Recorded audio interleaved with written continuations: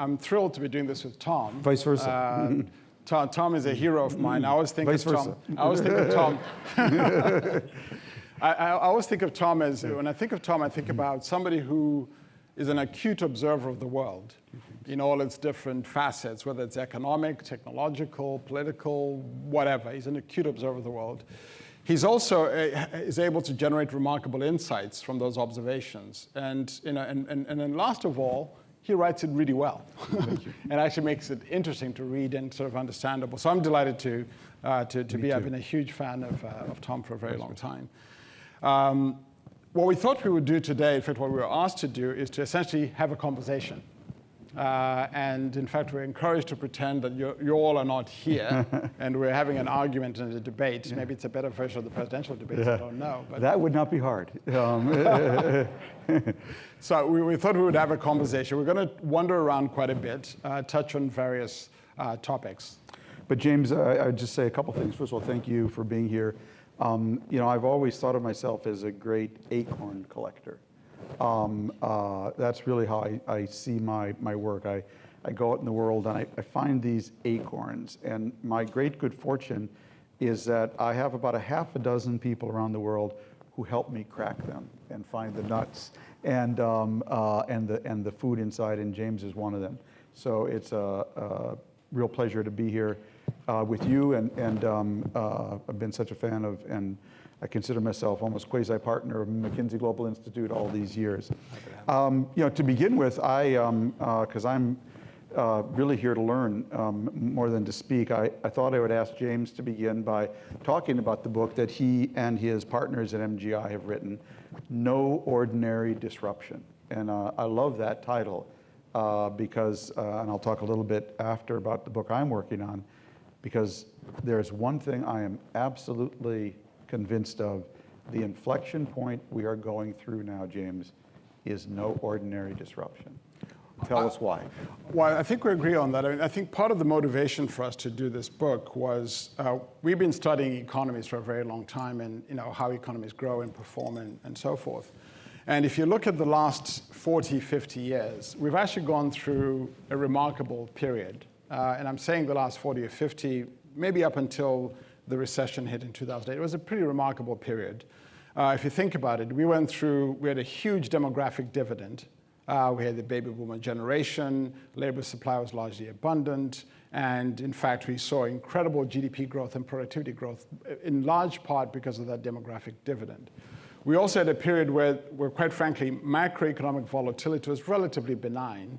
Yes, there were blips along the way, but if you looked at it on the whole, in the long run, it was largely a macro, benign period. As was geopolitics. As was geopolitics, to that matter. Yeah. And then if you look at other things like resources and commodities, they were progressively getting cheaper and cheaper, even if you take into account the oil crisis in the 70s. I mean, essentially, the line, if you draw a line, it basically goes down in terms of cheaper and cheaper resources. Similarly, if you look at the cost of capital, what it takes to get capital was progressively getting cheaper and cheaper, which then led to, if you like, asset accumulation and increasing leverage from the asset accumulation, whether it's houses and other things. So it was a fairly remarkably benign period. Mm-hmm. The thing that, if you then look forward to where we are, the recent economic crisis notwithstanding, we sort of see four kind of big trends or forces, if you like, that are kind of changing everything. And what's interesting about the four forces is both the fact that they're happening all at the same time, which is quite remarkable. One of them would be big enough by itself. They're happening at vastly larger scale and at a much, much faster rate. Let me describe them. So the first one, if you think about the aging population. So if you look at the last, most of the advanced economies, so if you take the 20 largest economies in the world, that make up close to 90% of the world's GDP, they went through essentially a demographic dividend. Their populations were rising, and we know that matters because economic growth is tied to expansions in labor supply and population.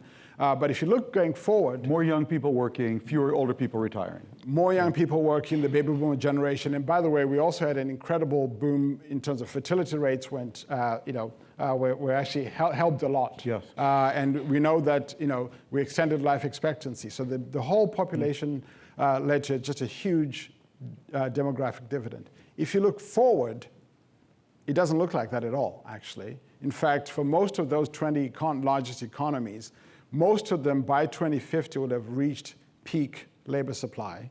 In fact, some are already there. If you look at countries like Russia, they're already below replacement rates in terms of their population growth.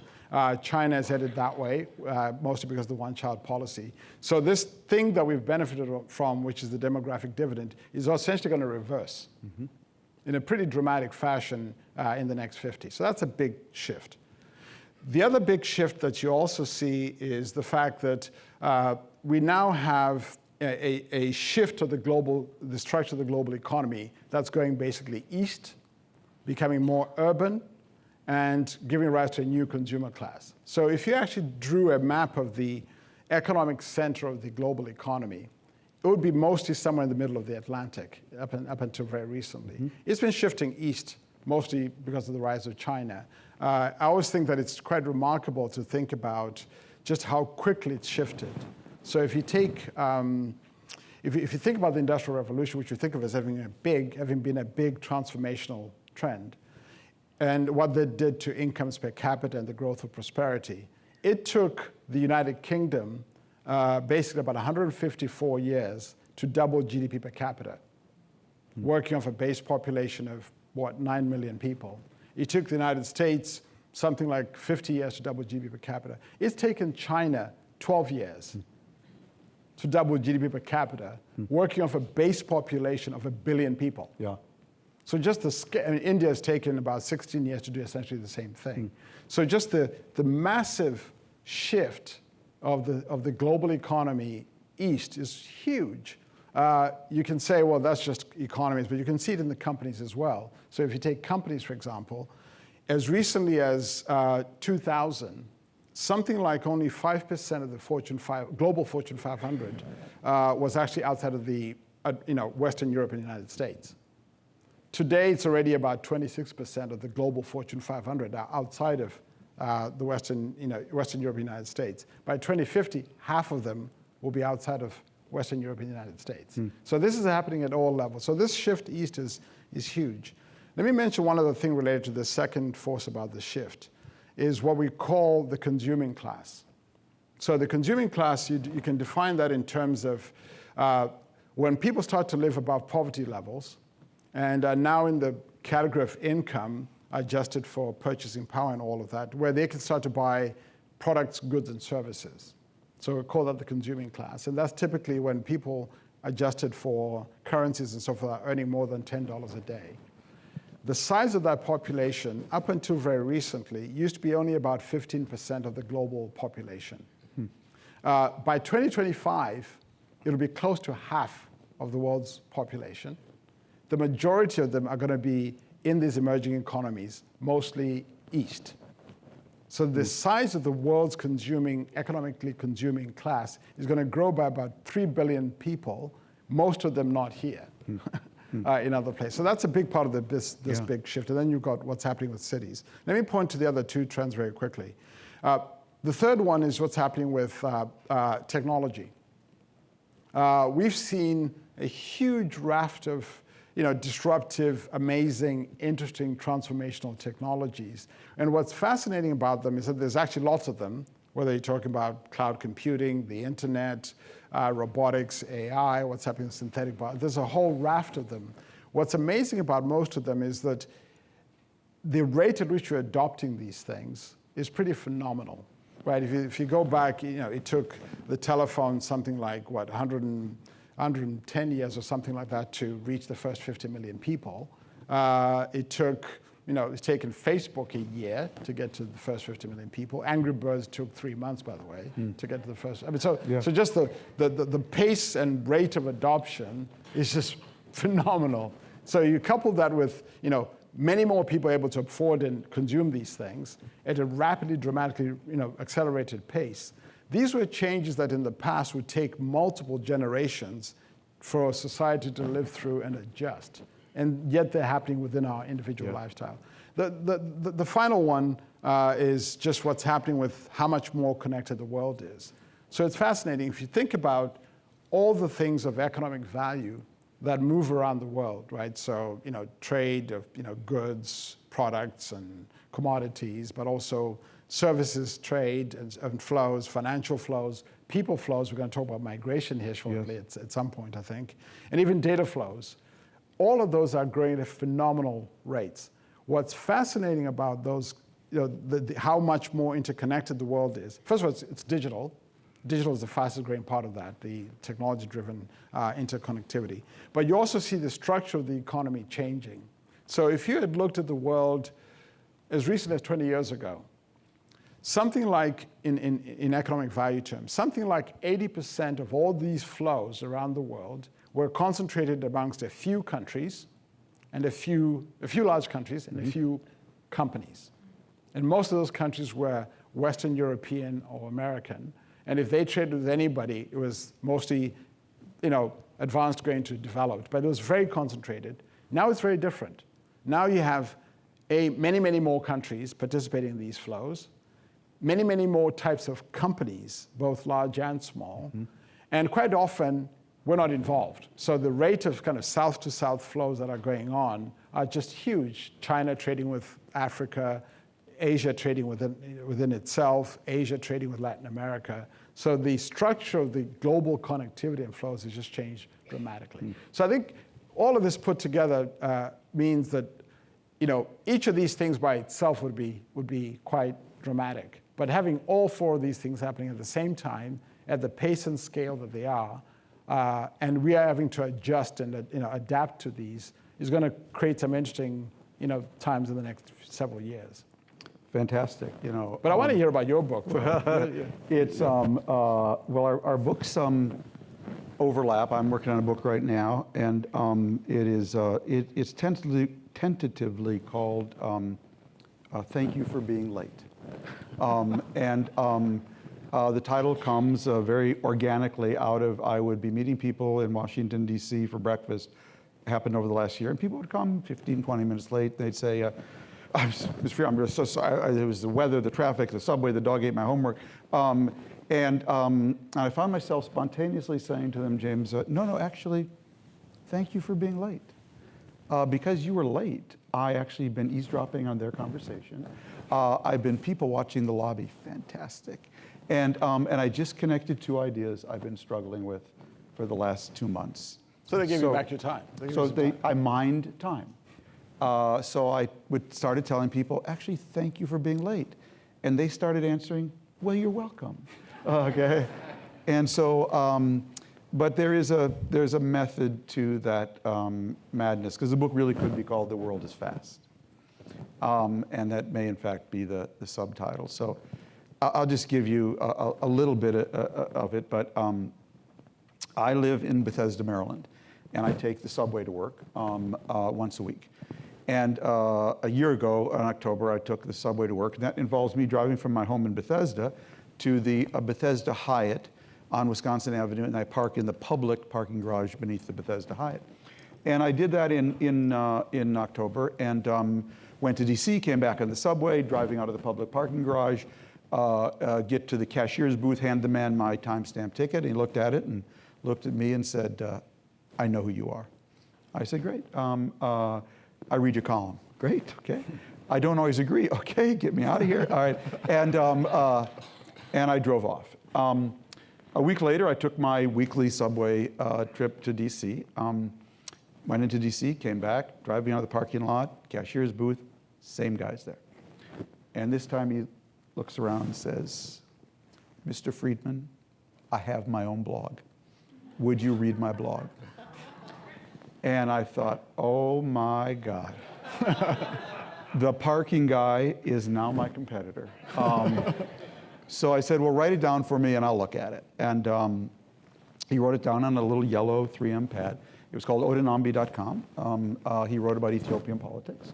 And when I got home, I called it up. And it was nice, blog about, he was from the Oromo people and wrote about Ethiopian politics. And but I thought about it, James. I thought about him, and for about a week, and I decided this was a message from God. You need to talk to this guy.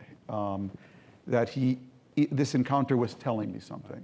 So unfortunately, his email wasn't on his blog, so I started taking the subway every day and parking there to see if we would overlap, because I didn't have his email. It was the only way, and it took about a week. And finally, I got there, I parked, I stopped under the arm up, and I said, you now know his name, give me your email, if you wouldn't mind. And he happily did. And that night, I sent him an email. I reproduce all the emails. Our exchanges are kind of funny in the book. And I said, I sent in my email, I have a proposition for you. I'm going to teach you how to write a column, and you will tell me your life story. So he said, I see you're proposing a deal. I like this deal.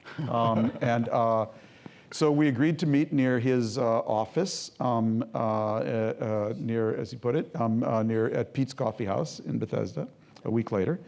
And he told me his life story. It's a great story. Ethiopian immigrant, economics major from Haile Selassie University, came here, was blogging on Ethiopian websites, but they were too slow.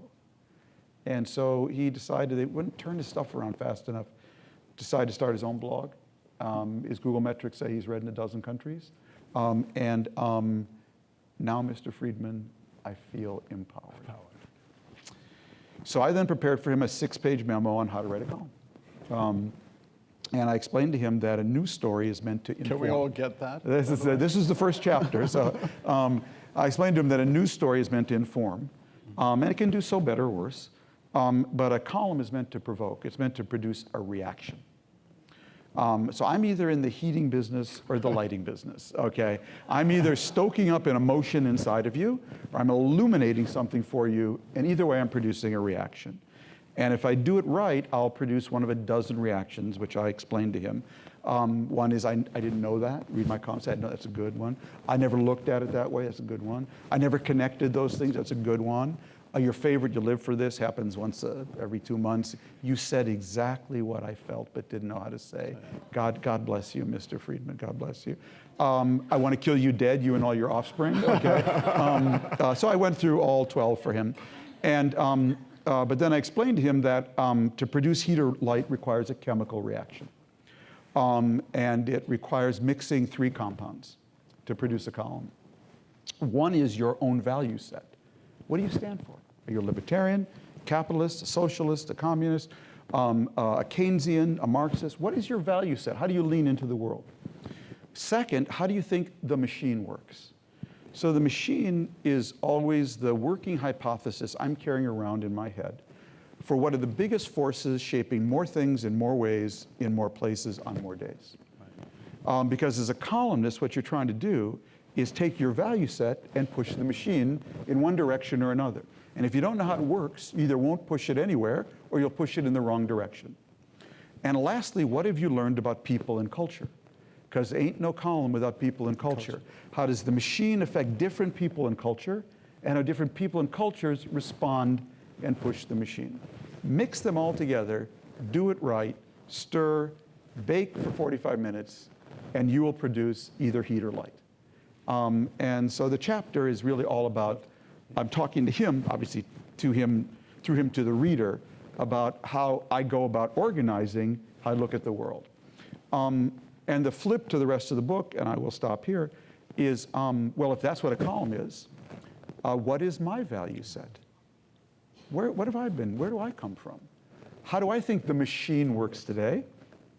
And what have I learned about people and culture?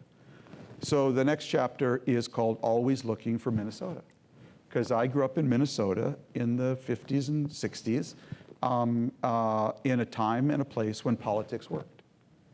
And I grew up under Mondale, Humphrey, McCarthy, and I grew up in a freaky suburb of a small town outside of Minneapolis called St. Louis Park, in a sort of 10 square mile area with Al Franken, Norm Ornstein, the Coen brothers, Michael Sandel, Peggy Ornstein. Wow. We all grew up and went to the same high school, and we all actually went to the same Hebrew school. And the Coen brothers movie, A Serious Man, was about our Hebrew school. Oh, okay? wow. There's all kind of homages to St. Louis Park in the Coen brothers movies. If you see No Country for Old Men, if you remember the scene where Churga goes into a drugstore in Mexico City, or Mexico across the border, and blows up a car to distract them while he goes in to get drugs. The drugstore is called Mike Zoss Pharmacy. That was our local pharmacy in St. Louis Park. Okay. So the chapter really, though, is all about St. Louis Park, which was a very strange suburb. All the Jews lived in a ghetto in North Minneapolis, basically. And in the late 50s, they moved en masse to one suburb because all the others had redlining. They couldn't get houses, including my parents. And so a suburb that was basically 100% Scandinavian, Protestant and Catholic, overnight became 20% Jewish. And the chapter is about how you build real pluralism and tolerance. And I've gone back and re-interviewed all my high school teachers who are still alive and whatnot. And then the next section is about how the machine works, which is a lot about what you're talking about. And the last part is about people and culture. That's what I'm working on. Well, actually, I'd like to pick up on that. So if you take the trends I described as the machine, if you like, and you take the people and culture and society and the politics you were describing, how do you think these two things are coping and adapting to each other? So my short answer is, and I'd really like you to pick up on this, because our views of the world overlap as they should, because we're looking at a lot of the same phenomena. So I think the biggest thing shaping more things in more places in more ways on more days is that the three largest forces on the planet, which I call the market, Mother Nature, and Moore's Law, are all in simultaneous nonlinear acceleration. So if you were to put Moore's Law, the speed and power of microchips will double every 24 months, on a graph, it looks like this. And if you put climate change and biodiversity loss and population, it looks like this. And if you put globalization, the world going from connected to hyper-connected to interconnected to interdependent, it looks like this. So all three graphs look like a hockey stick. And I believe it's actually, I can explain more things in more places, in more ways on more days, by those three accelerations happening at the same time. Because more Moore's Law drives more globalization, more globalization drives more biodiversity loss. Right. But here's the challenge, though. People don't adapt to things according to that hockey stick you just described, right? Whether it's in terms of people building skills to cope with the change, society, or even our politics adapting to those changes. It doesn't look like that. Yeah. So it's very interesting you say that, James. I was down at Google X 2 weeks ago and interviewed Astro Teller, and I was telling him about the book, and we were talking about what's going on, and he took out a little, again, yellow note. I should actually saved all these yellow notepads where people wrote these things. And he took out a little yellow notepad, and he drew 2 lines. And one line, this was the rate of change axis, and this is the timeline. So the first line was almost straight, but with a slight positive slope. That's the pace at which human beings adapt and evolve. Then he drew another line that looked like this. That's the pace of technological change. And he took the intersection, and then he went a 1/4 inch above the intersection and said, this is where we are. Okay, so we're at a point now where technology is evolving faster than human beings can adapt. And so I think the fundamental challenge we have, and what will determine a lot of our stability or instability, will be 2 things. One is and I have to credit Tony Fadell of Nest for really articulating this so well. And a huge amount rides on whether we have AI or IA. If we are governed by AI, artificial intelligence, Katie bar the door. If we are governed by technology that is an intelligent assistant to us, okay, where technology then assists us in actually managing the gap, the delta between the pace of evolution and where the technology is going, whether it's Siri or Google or any of these, or education or MOOCs. If technology turns out to be more IA than AI, we have a chance, okay? And that's one part of it. But the other part of it is that I didn't go back to St. Louis Park, my little suburb, for nothing. I went back because for me it is a metaphor for, or it is a symbol of the subtext of the book, which is that I think the faster the world gets, the more everything that is old and slow matters more than ever. That's why it's called Thank You for Being Late. Right. Okay? And so I wish this book could, if you opened it, a song would play, like a Hallmark card you get, you know, when you give someone happy birthday. And the song would be Brandi Carlile. I'm a big Brandi Carlile fan. And she has a song that I think is the song of our time. And it's called the I, E-Y-E. Right. And the main refrain is, you can dance in a hurricane as long as you're standing in the eye. And I think what everyone's being asked to do is dance in a hurricane. And the only way you can do it is if you build an eye. And the eye of a hurricane moves. It draws energy from the hurricane, it moves with the hurricane, but it's a place of stability. And what Trump and these other knuckleheads are selling is a wall to the hurricane. And the hurricane will blow down this wall so fast. But they are all false prophets, but they're right about the storm, okay? And so for me, the book ends in Minnesota as well, because St. Louis Park was my eye of the hurricane. It was both my anchor and my sail. And today, I think to thrive in this world, you need an anchor and a sail. Well, let's pick up on one of the topics you broached here a little bit, which is this, what's happening with technology and jobs and work? Because this is one of the issues that's causing a fair amount of anxiety. So can I frame a question for you on that? Okay, because this is what I'm listening to your, and having read your book. There's 3 Ds that come to my mind. Debt, demographics, and deflation. And the interaction between the 3 now, that is, we no longer have the demographic dividend, okay? So we have many more baby boomers like myself retiring, right? Okay, so fewer young people with more debt will have to support our retirement, okay? That's debt and demographics. And then out of nowhere, we have, and Larry Page has spoken about this, the incredible deflationary impacts of technology, making everything cheaper, and so you can't count on inflation. I mean, imagine the pension funds and insurance companies, James, today, who have obligations of 7-8% to people, made promises, and are getting, what, 1/10% on their money? I mean, somewhere that straddle is going to explode. Oh, absolutely.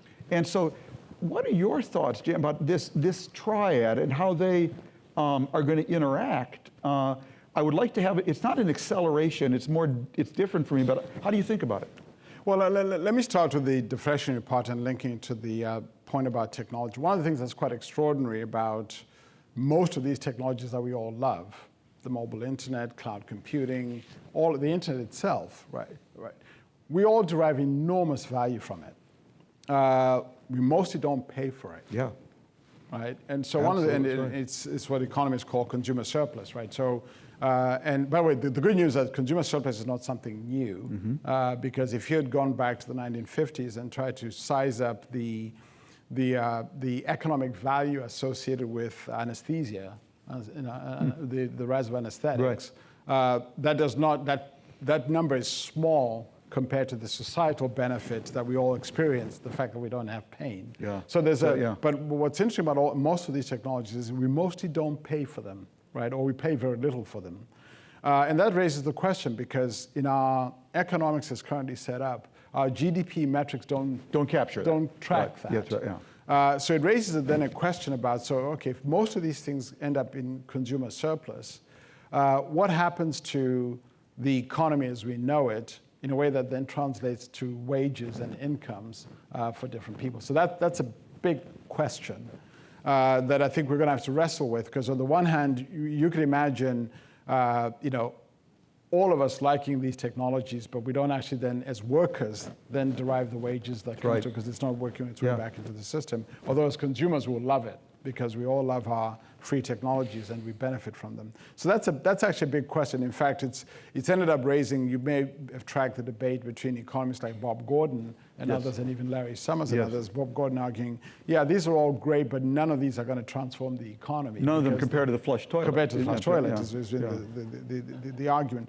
So I think that's a big question we're going to need to grapple with. But I want to link it back to the question of even technology and jobs, and I'll come back to the debt and deleveraging.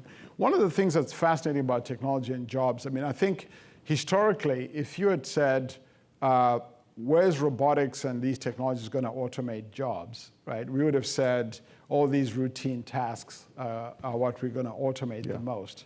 And that was largely true for a very long time. But recently, we started to see advances in machine learning, artificial intelligence, that actually work in some of these high-end jobs, So all the thinking work, the kinds of things that Watson can do, the kind of things that artificial intelligence can do.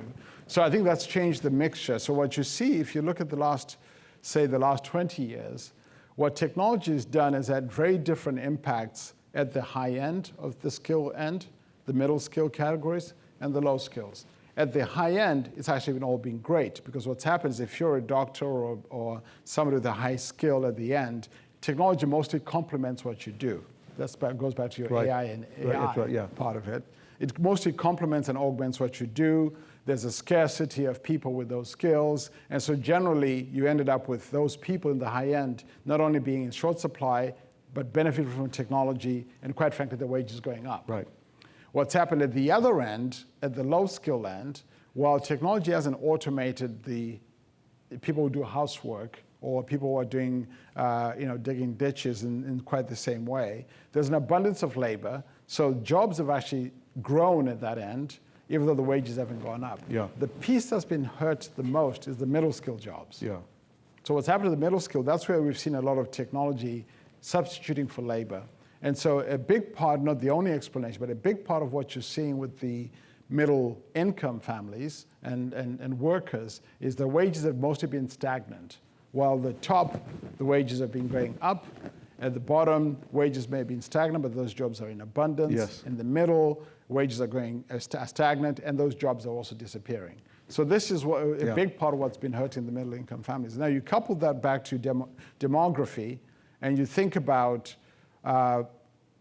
in a society that's aging, where we have people who are older, living longer, and in fact, population is not growing as fast as it used to. There's something called dependency ratios, meaning the burden that working people are going to have to carry to support an economy of mostly older people. And you couple that with the fact that most of those people who are working, their wages haven't gone up. They're having to support a much larger burden. And by the way, governments have also been borrowing heavily, promising all kinds of things. Yeah. So you now have young people, they probably have debt also. Absolutely. College, They have debt, but I think so you look at the debt burdens and the fact that we now have a huge number of entitlements, huge promises made by governments. We're a working age population that probably won't be earning quite as much as in middle income as much as it used to. And you think, okay, so how are we going to deal with this huge burden we're creating for ourselves? And I think it's a big mess. I think so. These questions about the debt structure of the economy, how we think about wages and jobs, unfortunately, are not things that are in any of these presidential debates by any side, right? But these are the big structural things that we ought to be discussing and debating. Yeah, it's the way I look at it, James, is that my shorthand for everything you've described is the numbers just don't add up anymore. They don't. In a way, and it also is coming at a time when the geopolitics is really, keep my hands down. The geopolitics really is getting much more complicated as well.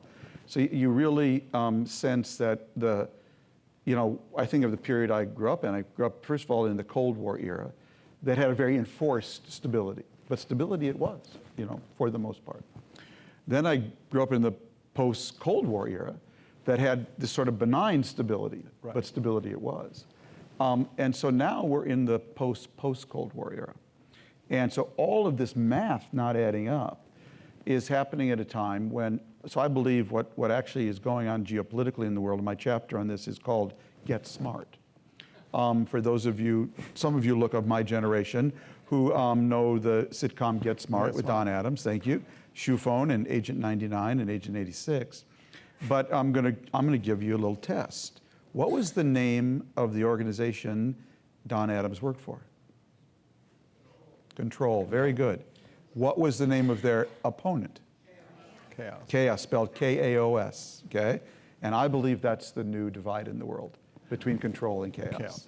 So I think what's going on today in the world, and that's why it's called Get Smart, is that my three forces in acceleration, what they're doing is they're stressing out strong countries, and they're literally blowing up weak countries. And the countries they're blowing up first are those whose borders are primarily straight lines. So Libya, Syria, Iraq, we helped Iraq, Yemen, Libya, Chad, Mali, So in other words, Somalia. not natural borders. Exactly. That basically these countries are like caravan homes built on a slab of cement with no foundation and no basement. And what you're seeing now with these three forces is a hurricane go through a trailer park. So average isn't just over for workers. Right. Average is also over for countries. Because during the Cold War, you could be an average little country. Because there are two superpowers to throw money at you. Build your government house. If you're Egypt and Syria, you could lose 2 wars to Israel, they'd rebuild your army. Educate your kids at Patrice Lumumba University in Moscow or Wichita State in America. Give you foreign aid. You could be and there was no China. So China was not a threat to your low-wage labor. Now fast forward to today. Mother Nature, it was 100, and I wrote a column about this, I forgot the number, what was 161 degrees in the Persian Gulf in June, heat index this year. So Mother Nature is doing her thing, hammering these countries. There's no two superpowers to throw money at you. No one wants to touch you unless you're crazy Putin in Syria, because all you win is a bill. And China is there now. So I was in Egypt for Tahrir Square Revolution, was there for 3 weeks. Away from my wife, go to Cairo Airport to leave. I go into the souvenir shop, buy Mrs. Friedman a little souvenir, because honey's been away for 3 weeks, okay? What would Mrs. Friedman like? Well, let's see, what do they have here? A Pyramids ashtray. Honey doesn't smoke, but neither does Mrs. Friedman, but it'll remind her where her hubby was for 3 weeks. Turn it over, what does it say on the bottom? Made in China. So there's now a country half a world away can make your national icon into an ashtray, okay?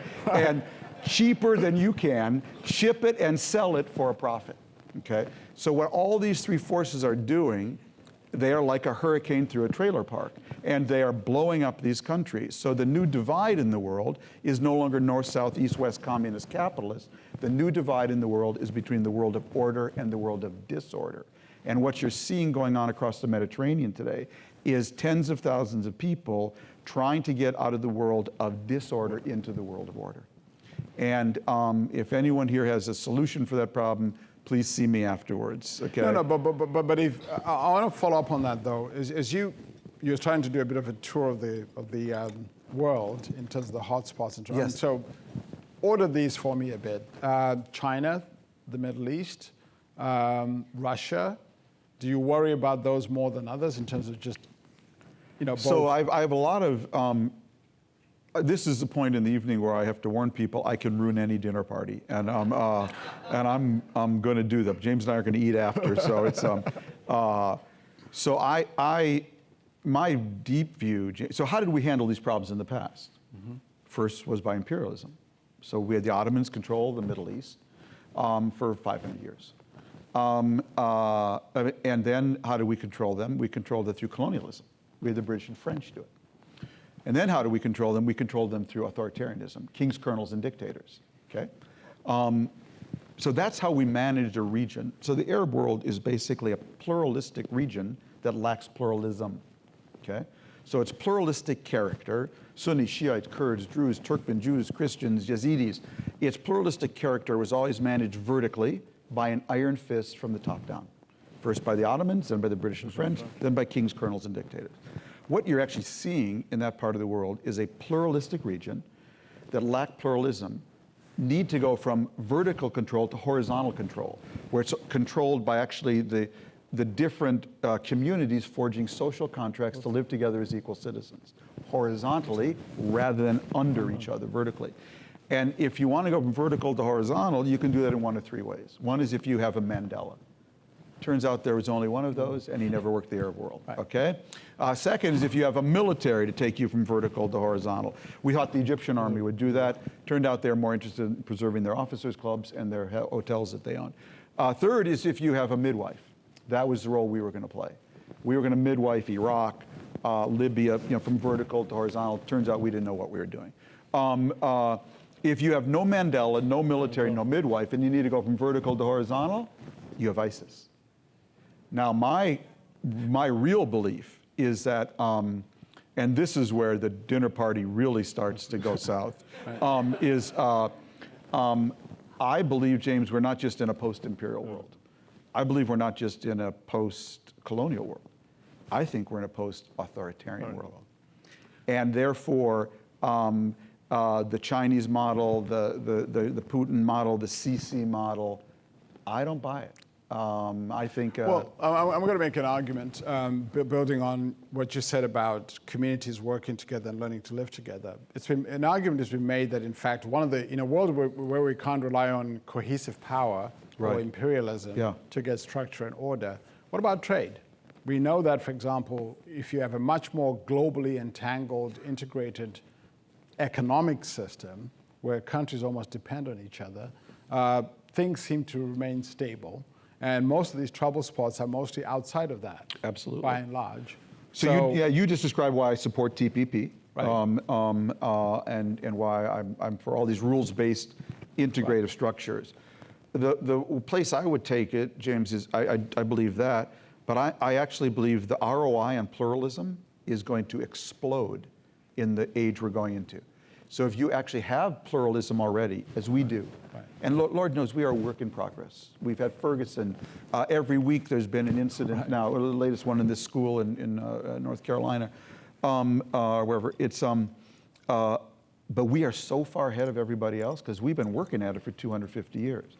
I mean, say what you want about America, but we have twice now elected a black man whose middle name is Hussein, whose grandfather is a Muslim, who defeated a woman to run against a Mormon, okay? Now, who does that, okay? So, and so we are so far down that road. The returns to America for that, James, I think are going to explode. Not only because of the social stability it provides you in a world where Moore's law is going like this. It doesn't feel like that right now, though. It doesn't feel like it, but at the same time, because you can collaborate with so many more people in ways you guys have written about to do more things. And the problem with America right now is that the word collaboration means two different things on two different coasts. In this town, it's building great things with other people. And in Washington, D.C., it's in the Vichy French sense of cooperating with the other party, okay? So fortunately, this country isn't Washington, D.C. I want to go back, though, to your point, which is the one I'm stumped on, James. And I am stumped on how do we overcome this income inequality? That's a tough one. Now you get to ruin the dinner party. No. So there's a couple of things. I think it's important to actually understand what seems to be happening. I don't think we fully understand. I mean, obviously, there's one part of it which is we know that if you look just at wages or income, there are huge differences and disparities. That's one thing, and I think Piketty and others have written extraordinarily about that. There's the other thing that's going on, which I think in some ways concerns me even more, which is mobility, and the idea that I'm going to be better. I'm going to be better off. I mean, I think for the longest time that was actually true. For the last 50 years, generations. In fact, if you look at different cohort groups at every income level, almost at the 90% level, each cohort, social income bracket could count on the next generation being better off. Almost consistently. That's not true anymore. Yeah. In fact, if you look at it, in fact, we've been doing some work on this, if you look at it for the United States, from where we are right now, it looks as if something close to 60% of people are not going to be better off. Yeah. The children are better off. So this idea of mobility, it's more that math that doesn't work anymore. It's part of the math that doesn't work anymore. But I think it's complicated because I think on the one hand, it's easy to say, well, arguments are made that it's rich corporations, it's the rich number, but I think it's more complicated than that. For example, we know that, for example, if you look at the structure of the economy, the share of the national income that goes to wages, while still very large, has been declining, while the share that goes to capital is going up. Now, you could argue it's not really, it's not about greed or not. It's just simply because the people who own the machines are getting more return than the people who own labor. Yeah. So the mixture of if you think about what does it take to create an economic output, right? You've got capital and you've got labor and you've got technological advances. The mix of those things has actually shifted. It used to be the case, if you'd gone back to 1900, the labor input component when society was not as automated and technologically Yes. capital intensive, Yes. was actually much larger. Yeah. So no surprise, the share of labor was very large. Yeah. That went back to labor. But as you automate things, no surprise, Yeah. the returns to capital Are going to go up. are going to go up. Yeah. So I think we often simplify this debate into just, the rich not caring, or Yeah. of course there's some of that, but there's also Yeah. just the structure of the economy yeah. itself is changing. So I think part of thinking about the solution to these things has to grapple with the structural changes in our economy. I can't imagine a world in which we don't get to some view of rethinking the distributional properties of our economy. I just don't see how you do that. And I think it's also important to think about, what do we want to solve for with inequality? Do we want to solve for number of jobs, or is it wages? Because it used to be the case that you could do both at the same time. It's okay, you can necessarily do both at the same time. Play that out a little bit. What do you mean by that? So for example, if you said you want everybody to work. That's my priority, yeah. That's my priority. Right. As long as they're working, Right. that's my priority. There's ways to do that. In Right. fact, we've seen examples of, actually one of the fun examples that I love is, take Germany. So in this last recession, Germany actually did something quite interesting. So if you had looked at the drop in the economy that Germany experienced versus us, they had actually deeper peak to trough drop in GDP output than the US did. Yet in that same period, while we were losing jobs, they actually kept jobs steady. Interesting. They made choices about... They solved for jobs. They solved for jobs, reducing work hours, job sharing. There's a whole... So there's things you can do if you say, my goal is I want people to be working. If you say, I want people to be earning the same income, the solve is a little bit different. And you get to things like minimum living wages and so forth. And then you run into challenges about, so therefore, will there be enough demand for the labor if I keep the wages very, very high?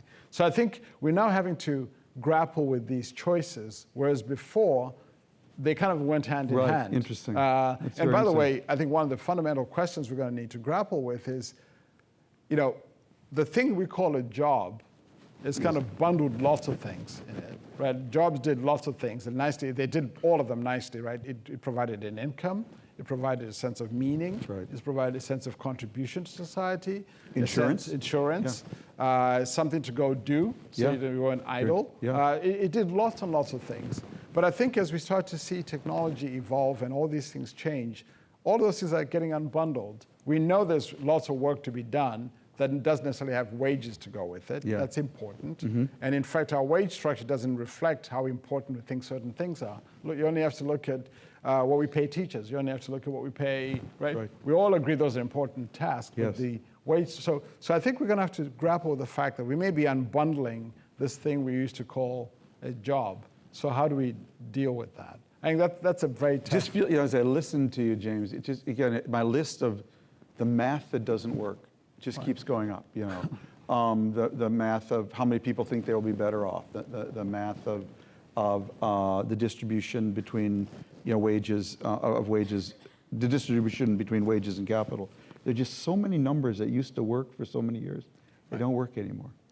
And I was listening to the Republican debate before I came here, what did you think? And not to pick on them. Was it as good as our discussion? Was, to hear Carly Fiorina defend for the umpteenth time why she was a great CEO at HP and how much she learned.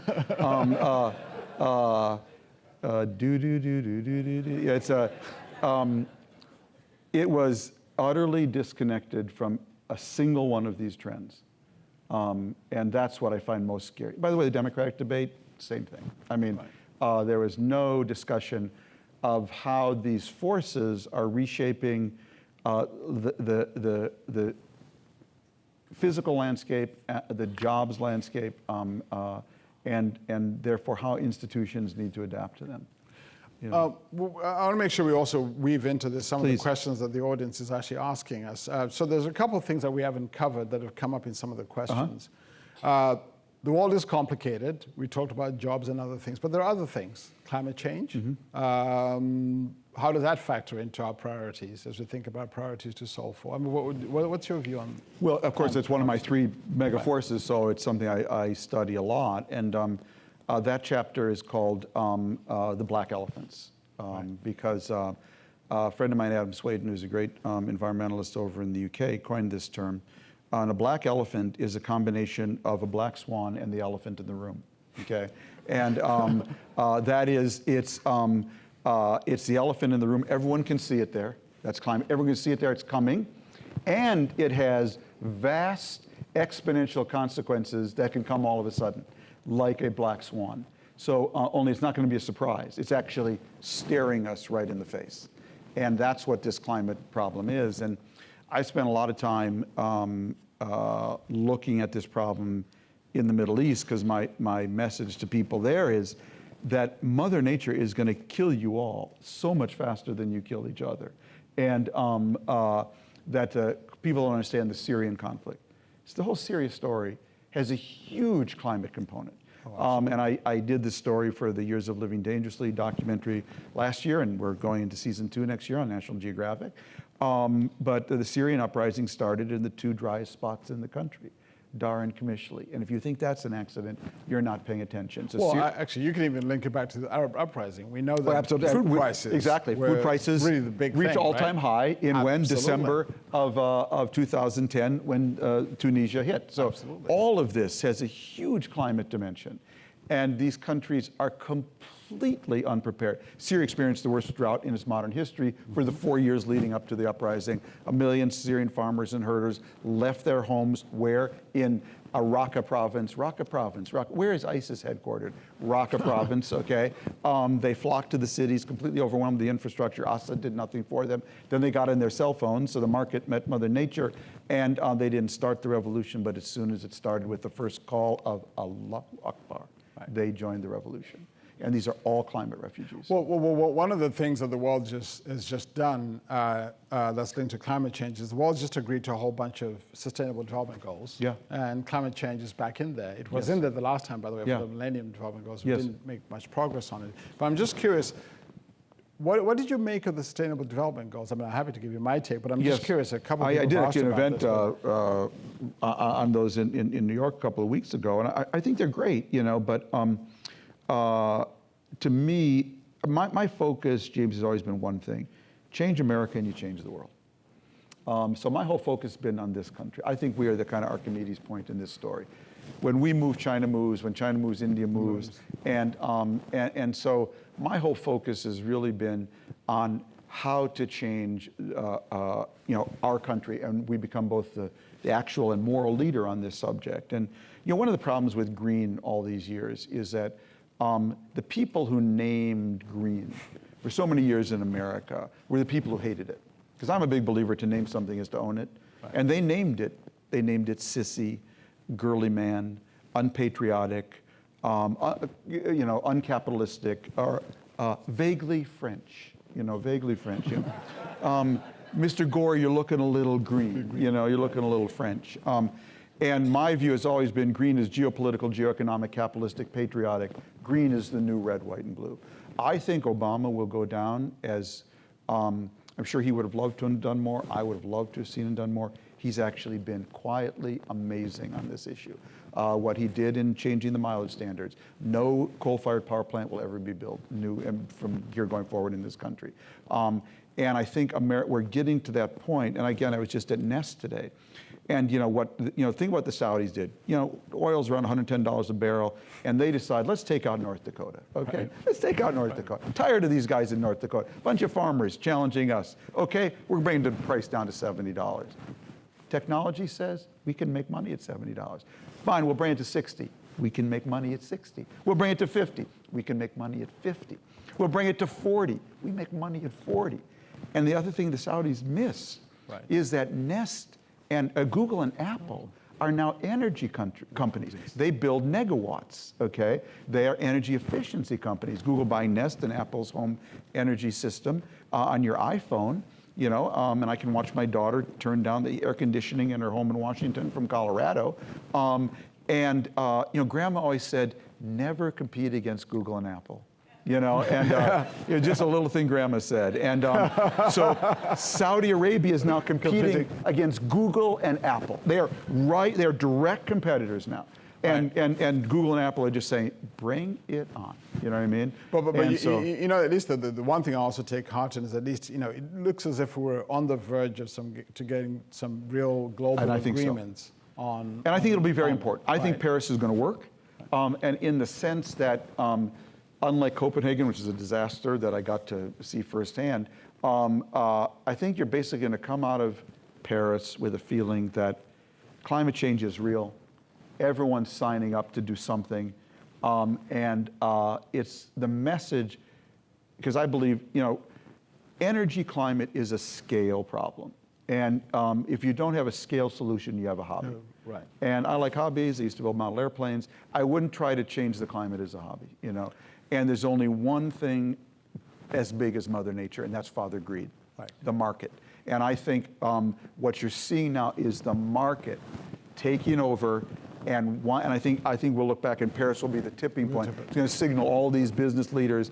And when that starts to happen, this will happen for all the reasons you discuss in No Ordinary Disruption. It's going to happen so much faster than people realize. There's several questions that relate to the question about just women in the economy. It also, as we know, one of the key goals in the SDGs was actually gender parity. Yeah. And there's a related question about when are we ever going to discuss things like equal pay for women? But you guys have done work on that. What do you think? We have, but I wanted to hear your view too. But I'm happy to describe it. But I want to. I don't have, other than to say I'm all for it, I don't have enough knowledge on that one. Well, I guess what I will say, at least from some of the work we've done, it's actually quite remarkable. This is one of those issues that, for a long time people thought the issues around gender parity and women were just things for poor countries to think about and developing countries to think about. It's here too. We know, the presidential debate has a hard time grappling with the issue of equal wages for women. I mean, we can't even get our minds around that, things like family leaves and so forth. But I think, at least from the work we've done, two numbers are actually interesting, 28 trillion and 12 trillion. So 28 trillion, that's the number if you said, look, I want to look at gender parity. If women could participate in the economy at exactly the same rate, so by that I mean equal hours, equal wages, getting paid for unpaid care work, there's a whole variety of parity, equal access to capital, all of which affect not just the developing world, but the US too. If you could magically wave a magic wand and get to parity, that's the 28 trillion number that you'd add to global GDP. It's a big number. If you say, well, that's unrealistic, we'll never get there, cultures, different geographies, and the issues we see in our politics, then you get to the 12 trillion number. What's interesting about that number is that's the number if you said, what if every country in the world did as well as some other country in its neighborhood that's making progress? So in Latin America, that would be Chile, which is making the most progress compared to other countries in that neighborhood. In the Middle East, it's actually the Emirates. In the advanced world, the US actually isn't quite the best. Canada does a little bit better. So if you've got everybody to do as good as the best performer in their neighborhood, that's how you get to 12 trillion. Wow. The point about that is these are issues not just for the developing world, but I wanted to bring it back to the US, where we still struggle with these issues about women participation rates and gender rates, and either in companies or in the economy and so forth, that we don't handle very well. And can't seem to get comfortable discussing it in a political sense. If we do have a woman president, and I think there's a 50% chance we will, I can't think of anything that, I'm a huge believer in the bully pulpit of the presidency, that would give more of a fillip to gender equality than that. And so I don't know enough about the economics of it, but I think that that would have a huge impact. So I'm going to put you on the spot. I mean, we've been dancing around an issue here, a little bit back to your elephant notion. It looks as if one of the key questions with all the trends and observations you and I have made, there's something about how our institutions, political and otherwise, market structures adapt to this. I want to come back to the issue of our political institutions. How would you, do they work? How would you fix them to get them to adapt to these things? Well, this is something Michael Mandelbaum and I got into in our last book, That Used to Be Us, because they clearly, they don't work. Why don't they work, in your view? Well, I think several things are going on. system of division of power was designed to make decision-making difficult, so a monarch couldn't emerge and run off with decision-making, but not impossible. So it divided powers, but presumed compromise. And we now have people coming to Washington not even the least bit interested in governing, but are there simply to posture and pose. And run for the next one. And run for the next election. So at the same time, money in politics is as big as all outdoors. And our Congress basically has become a forum for legalized bribery. At the same time, I think under the pressure of technology, James, we've quietly gone from a representative democracy to a popular democracy. So our founding fathers— Is that a good thing? That's not a good thing, because our founding fathers believed that the will of the people should be filtered through elected representatives, some for 2 years, some for 6 years, with different time horizons. And I think in the age of Twitter, basically you have a lot of people walking around with their cell phone and their nose glued to their Twitter feed. And so our Congress today is much more like American Idol than it is the Continental Congress, you know. And as a result of, and you see the result of that, you know. So it can do no long-term. We sort of pat ourselves on the back now because we averted shutting down the government for 2 years by making, so every decision is like the one we just made, a cobbled together compromise based on no due diligence, cobbled together at midnight for 2 years, okay? So that's what it means to govern America. And, you know, we once wrote books about a president's first 100 days. Now we'll write books about a president's only 100 days. So you come in, you kind of have 100 days before people start thinking about the by-election, you know, and they can't do that because the by-election is coming up. And then, I mean, I always remind people when they say, you're watching the Republican debates, my standard line is, look at me now. Are you looking at me? Are you looking at me real close, okay? A year from now, you and I are going to be sitting here, James, and Barack Obama is still going to be president. In fact, he's going to be president for another 2.5 months. Right. So that's how far ahead we are. I mean, a year from now, we're going to be sitting here. And so, so you're in a permanent campaign now, and so you just get your first 100 days. So as a country now, we're trying to manage the 21st century, all these forces you and I are talking about, by governing 100 days every 8 years.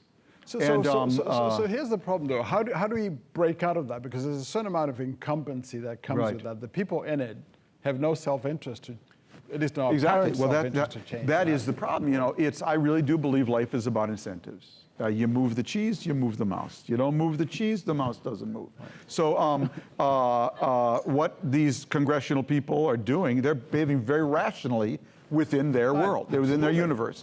Because when your districts, and this is courtesy of the Koch brothers, among others, when every district, now 80-some%, have been gerrymandered to a fare-thee-well, to be automatically either Democratic or Republican, and because the Republicans over the last 8 years invested in all these state elections, so they got governor's election to gerrymander more districts their way than the Democrats, so that's why they automatically win the House. Until you reverse that, the incentives for them, because the only one who can beat you if you're a Republican is someone who comes from your right. So you're going to hew to the far right, so there's no distance between you and the cliff, you know. Until you do that, I don't see, unless we, you know, I used to say unless we face a crisis. Like what was 2008? I mean, do you need a bigger crisis than that, you know? And so the system is structurally flawed. It's reinforced by money and politics. And then it's reinforced by the narrow casting of the media, where you can now just get your news, you know, from exactly that slice that reinforces your bias.